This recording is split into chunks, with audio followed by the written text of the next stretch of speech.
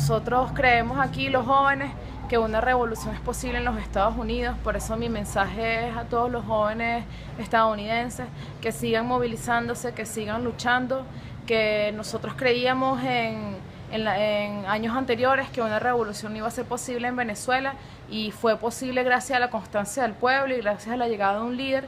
Sin embargo, si tenemos la posibilidad de movilizarnos y luchar por lo que queremos, en Estados Unidos se puede lograr una revolución.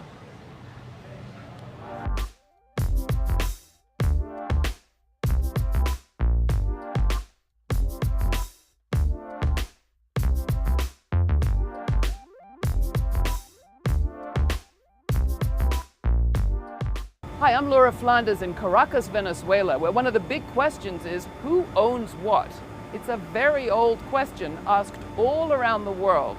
Coming up, my interview with historian Peter Linebaugh about an 800-year-old document called the Magna Carta that deals with exactly that.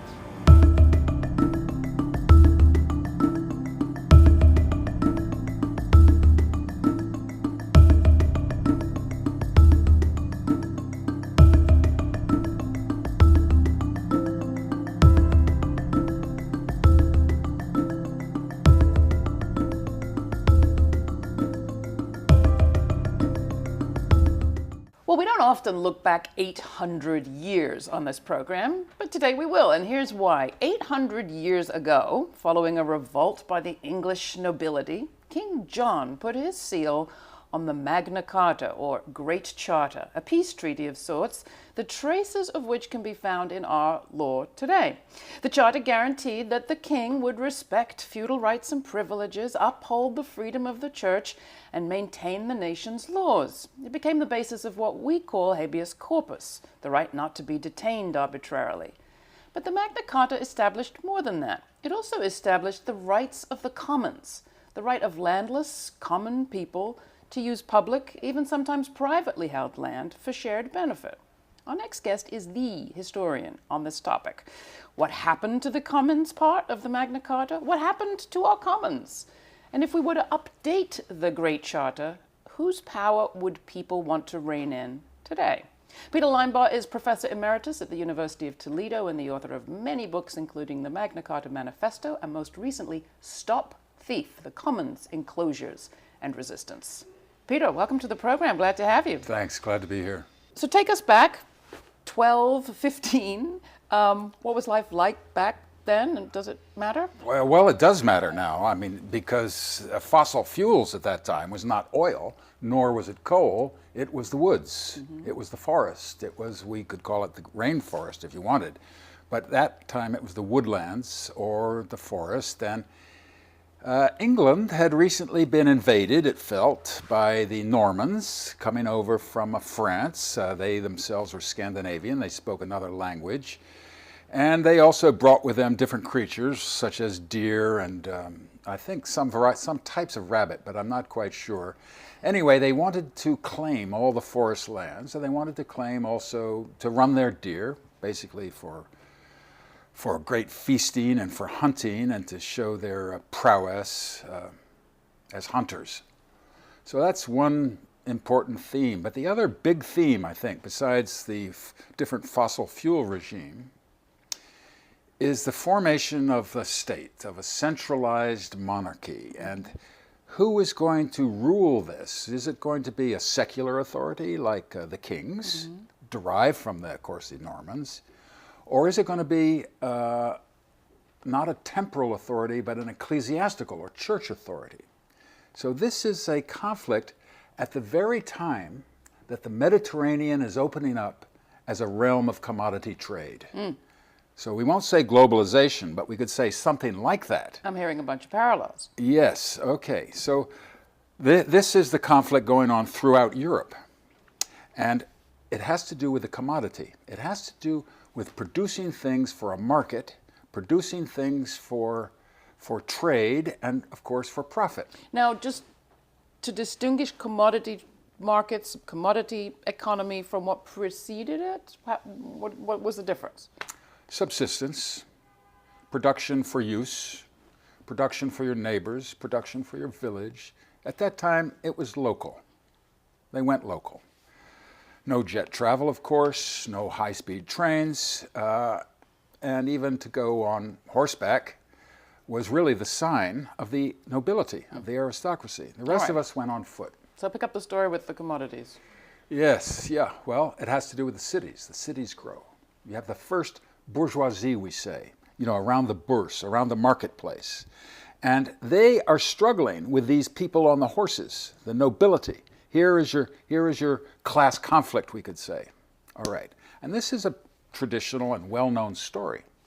And part of the Magna Carta is protecting what they call the freedoms of the city, or the corporation, as they would say, which is a place of traders. It's also, this is very essential for us too, it was also a time when Jews were a transnational. Remember, there are no nations or states yet. They're being formed. Jews has played a special role in this. We mentioned 1215. The date of the Magna Carta, 1215, is also the date of the Lateran Council, when Jews have to wear a special sign, okay, because they're associated with the commodity trade.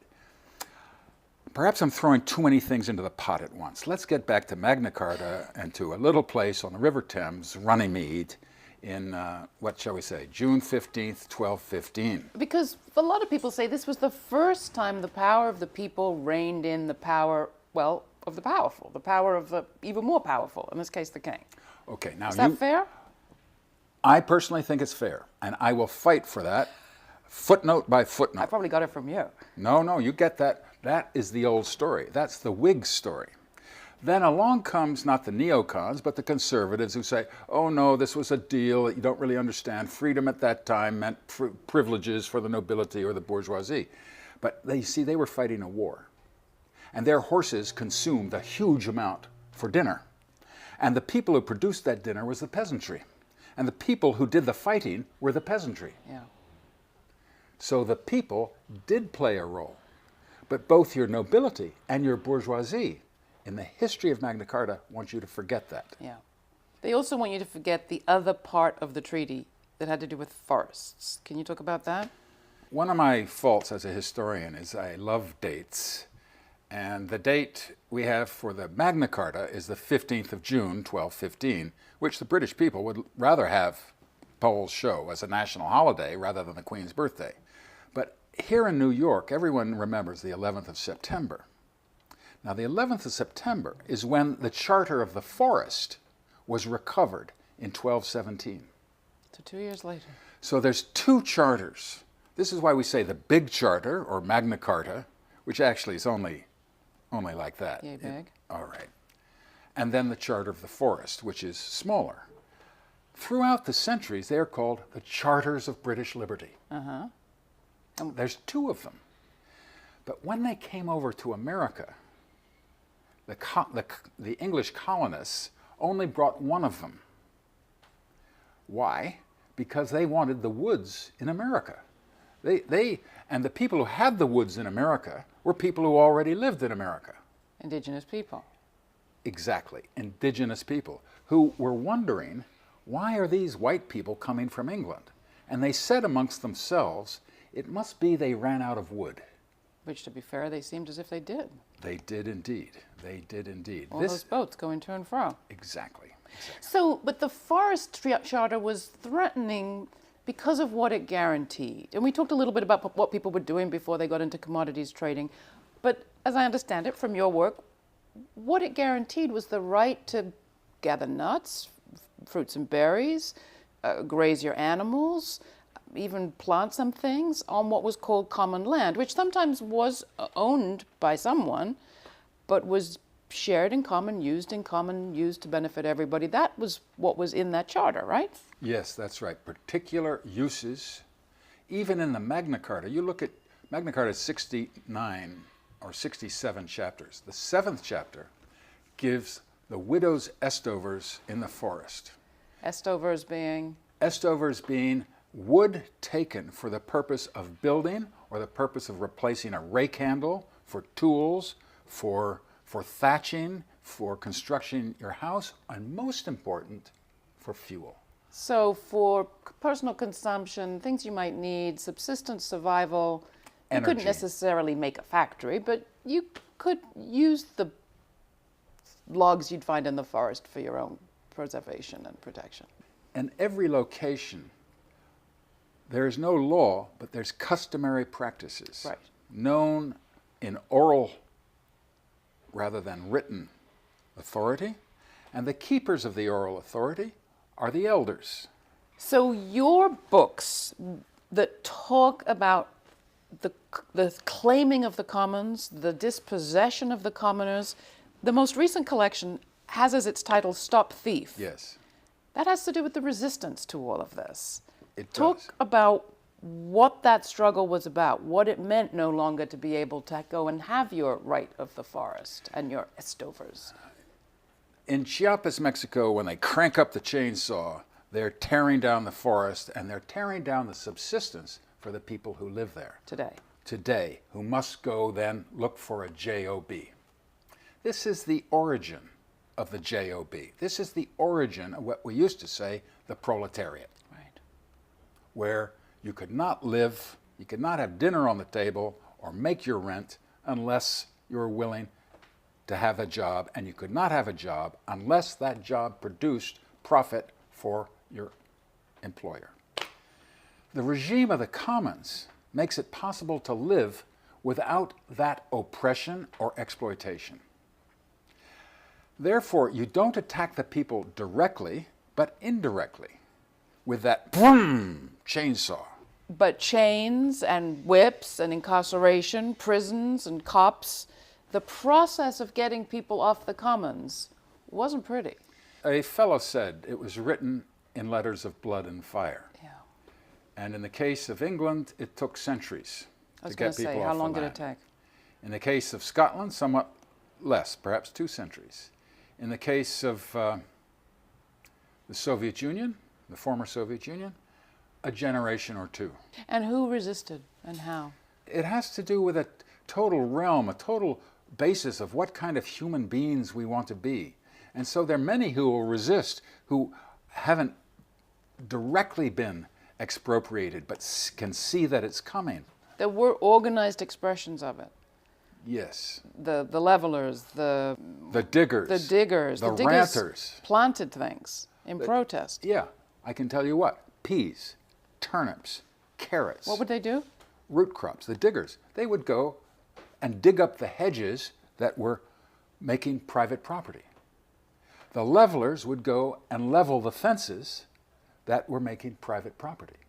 Now hold it. I don't hang on to your checkbooks, everybody. I'm not threatening your own property. It's property that is used as capital, as we say. It's used as a, quote, resource for exploitation of others. Would you want to go back, though, to that pre-enclosure era? I mean, as you said, people say the land became more productive after that. We fed more people. Life was perhaps less grueling. We didn't work all the time with the harvests. Perhaps it's a better life for women, for gays and lesbians. Help me out here. Do you want to go back to a golden age? Was it a golden age? A golden age is an aristocratic figment from Roman times. I'm talking about something real. I'm talking about, you mentioned women. Women are at the center of the commons. Women, because even today, especially today, it's the women of the planet who nurture and bring about the reproduction of human society. So today, expropriation means attack on women. This is why such scholars as Andrea Smith or others, or Roxanne Dunbar Ortiz, will stress the violence against women as a process of conquest. Because the first step in conquest is to destroy the culture, where culture means the possibility of reproduction of human society. And this is why regimes of the commons, and here I mentioned Jeanette Neeson, the tremendous professor at the University of Toronto, former colleague of mine at the University of Warwick. She wrote The Commoners, and she showed how you could talk and gossip and gab, whilst gardening, whilst working in the forest, with the cow, with the pannage for the pig. So we're talking of community that is through the commons. We're not talking about division between human life and resources. Rather, we're talking about a mixture. Do I personally want to go back? Of course. I would love to go back. I think human happiness ended at a certain point with the birth of capitalism. I really do. I really do. I'm not talking about living forever. I think that's a blasphemous goal. I'm talking about what do we want in life? What do we want as human beings? If you were going to be crafting a Magna Carta today, or even a little charter, or maybe two charters, who would you be reining in? What would you put in those documents? It's probably not the king or queen anymore. No, we have to refer to the 1% who must learn to common or to share, or if they don't, they must be commoned. That is, they must, if they're not willing to be active in the solution to the problems they represent, then they must be taught that by severer measures. Yes, so when I say the 1%, what I basically mean is the rule of money socially. I also particularly mean the ruling classes of every continent. This is closely associated with patriarchal forms of property bequeathment, of violence, of adults against children, men against women. So these are structures which the 1% through the ages have built up and are not going to be rooted out easily, but it's our task and our duty, I think, in thinking of the Magna Carta and the Charter of the Forest, these two charters of liberty, to begin again. Where does the slogan "Stop Thief" come from? The Wobblies. The Wobblies. Stop thief, you shout, and everybody says, okay, I'll stop the thief. And that way you get their attention. You get people's attention, and then you can enter into your spiel about the 1% and the 99%, which actually people know. What we need to know now is how to get out of this. Yeah. There's so much good stuff in your books, Peter, and a lot of it should be commoned in the curriculum. But one thing in particular sticks with me, and that's your poem about the goose. Well, not your poem, but can you tell it to us? You know, not only will I tell it to you, I will tell you a story about it. Even better. The law locks up the man or woman who steals the goose from off the common, but lets the greater villain loose who steals the common from the goose. The importance of this is so that we see who the villain is, and that we understand that the prison and the commons go together. Yeah. That's the importance of it. Peter Linebaugh, we could talk to you forever. I love it. Stop Thief, The Commons, Enclosures and Resistance. We'll put a link to this book and all of Peter's other books at our website. Thanks for coming in. You're welcome, Laura. Thank you.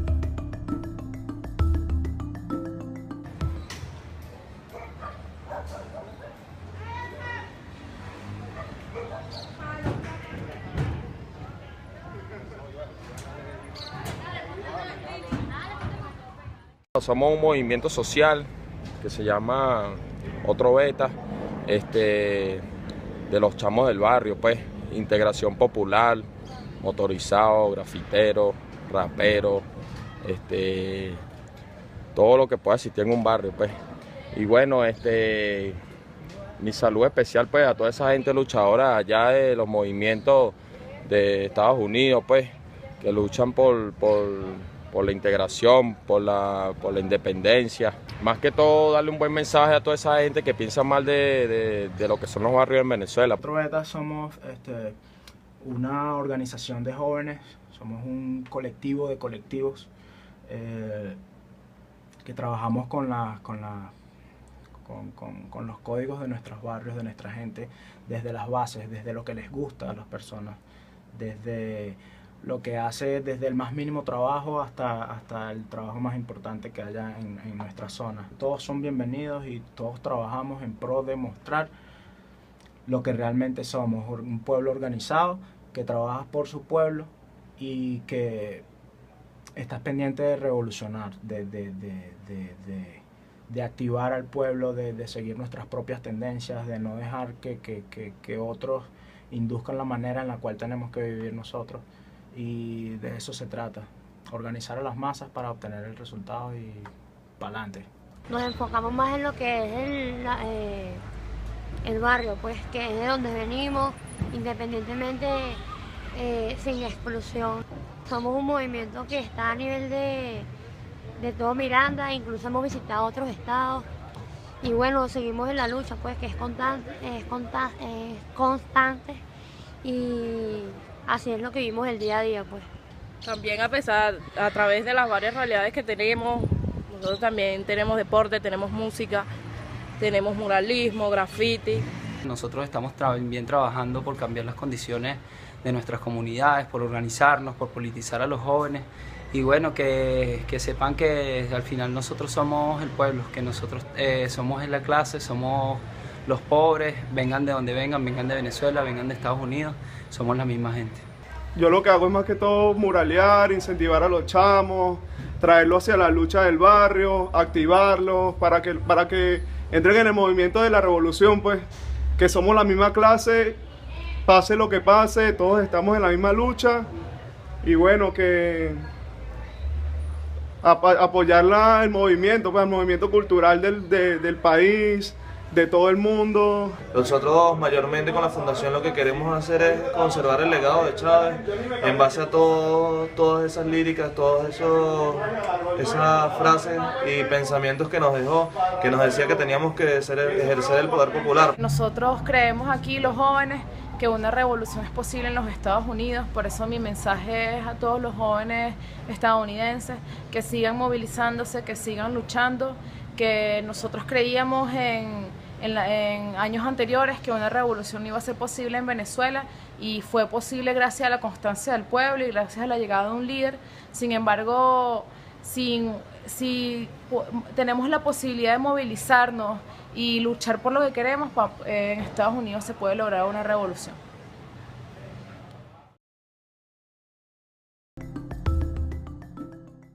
The emails keep on coming. My inbox is more than full. The needs proliferate, as do the ingenious ways of giving. And Congress just renewed dozens of tax incentives for people giving to charities. So how come I get a sinking feeling every time I see a subject line with the words Kickstart or CrowdRise, GoGo or GoFundMe?